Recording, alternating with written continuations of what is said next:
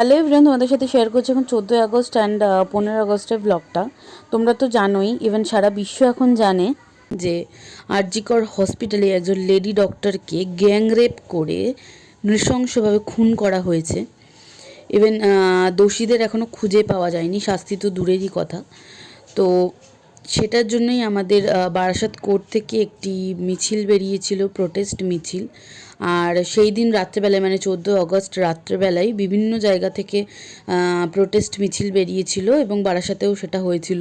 তো সেই মিছিলটা আর সকালেরটা দুটো মিক্স করে আমি একটা ভিডিও দিলাম। মানে সেই সময় আমার আর ব্লগ করার মানসিকতা ছিল না, তো তাই কিছু ভিডিও করে রেখেছিলাম, সেগুলোই তোমাদের সাথে শেয়ার করলাম। ভিডিওটা তো আগেরই, আর আজকে আমি 27 তারিখ ভিডিওটা এডিট করছি। এখনও অবধি কোনো দোষীদেরকে খুঁজে বের করা যায়নি। তো যতদিন না দোষীদের খুঁজে বের করা হচ্ছে এবং শাস্তি দেওয়া হচ্ছে, ততদিন আমাদের